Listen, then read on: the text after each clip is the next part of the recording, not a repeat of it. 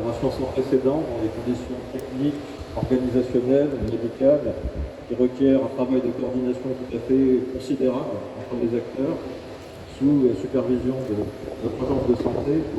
et en coordination entre le SAMU de Paris et le SAMU de La Réunion, bien sûr avec l'énorme travail fait par la direction régionale de l'aviation civile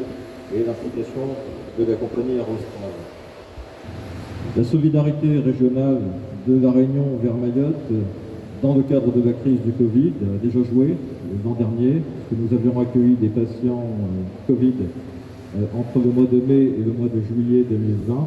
Et cet effort important, effectivement, s'est accéléré suite à la sollicitation de l'Agence de santé de Mayotte au début du mois de février. Il faut dire que cette solidarité régionale, qui est celle du CHU, mais qui est également celle des autres hospitaliers, des autres acteurs, le privé naturellement, mais également le CHOR, le Centre hospitalier Ouest Réunion, le groupe Clinique Futur, mais également les autres hôpitaux publics, groupe hospitalier Est Réunion, s'est accéléré, est en marche et une réalité forte avec des éléments très tangibles, puisque depuis le début du mois de février, date de la sollicitation de l'Agence de santé de Mayotte, ce sont 93 évasans de patients Covid qui ont été menés avec l'appui du SAMU, de ses équipes. Professeur Guillard, auquel je rends un hommage, je veux dire, très appuyé, parce qu'effectivement, vous imaginez la logistique très importante qui requiert d'accomplir 93 évasans de patients Covid en l'espace-temps d'un mois, sachant que cette procédure, c'est une procédure qui est maîtrisée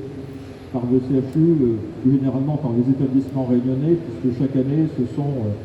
1200 évasans qui sont faites de Mayotte vers La Réunion, des évasans qui sont dites des évasans de recours pour des spécialités médicales qui n'existent pas sur Mayotte. À ce stade,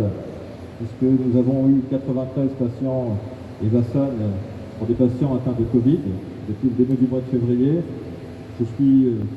très heureux de pouvoir vous annoncer que nous avons déjà sauvé un tiers. Le CHU de La Réunion a déjà sauvé un tiers de ces patients. Effectivement, beaucoup de ces patients sont sortis de la réanimation ou sortis guéris en médecine ou sortis tout court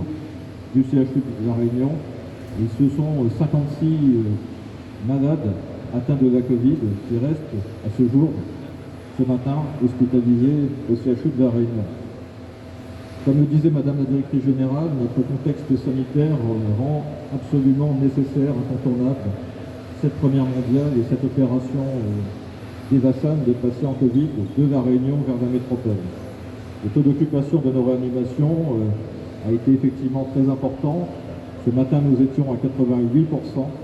Le taux d'occupation de la réanimation sur le CHU, et pendant 4 jours, ce taux a été supérieur à 90%. Donc, effectivement, on peut dire qu'il y a une forte tension, pas une saturation, mais on garde une forte tension et nous devons parer à toute éventualité dans l'hypothèse d'une reprise épidémique sur La Réunion. Très heureux de pouvoir annoncer aussi, mais je pense que cela a été parfaitement rappelé par Madame la Directrice Générale, que nous avons bénéficié d'un soutien et nous continuons à bénéficier d'un soutien de la réserve sanitaire. Avant le démarrage de cette crise, nous étions en régime de croisière, si je peux dire, à 58 lits de réanimation, qui ont été portés à 90 lits de réanimation sur le CHU grâce à un travail très important de recrutement de personnel, médicaux, non médicaux, mais également de formation d'infirmiers à la réanimation, aux techniques de réanimation. Donc on était à 58 lits avant la sollicitation de Mayotte, on est passé à 90 lits sur le CHU, et grâce à nos moyens, et grâce à la réserve sanitaire, grâce aux renforts qui sont arrivés, on est passé à 103 lits de réanimation. Cet appui étant consolidé, soutenu et évidemment maintenu, puisque nous aurons un renfort de la réserve sanitaire à hauteur de 34 personnels non médicaux pour les 2 semaines qui arrivent, c'est-à-dire à partir de lundi de la semaine prochaine, nous aurons un renfort qui sera maintenu de 34 personnels non médicaux pour sécuriser ce capacitaire de réanimation qui, comme le disait Madame la Directrice Générale, a été porté à 122 lits de réanimation à l'échelle de notre territoire. Évidemment, par rapport aux questions techniques, médicales que posent ces évacuations sanitaires, les critères médicaux pour présider au choix de ces patients, ils seront bien sûr documenté et mis en lumière par le professeur Guillard. Et tous éléments, bien sûr, de consentement des patients, je voudrais le préciser parce que c'est une question qui, naturellement, peut se poser, tous éléments de consentement des patients ont été sécurisés, d'une part dans le dossier médical de ces patients à Mayotte, dossier médical qui accompagne les EVASAN, et évidemment sécurisé par un accord des familles de ces patients qui ont donné très officiellement leur consentement aux équipes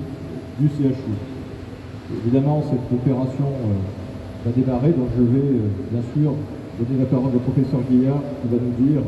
comment ça va se passer et évidemment de donner des détails médicaux, techniques, en le remerciant une fois de plus, sincèrement et chaleureusement pour le rôle très très actif qu'il a dans le cadre de cette crise et évidemment associé au remerciement de Madame la Directrice Générale pour remercier toute la communauté hospitalière régionale. Merci à vous.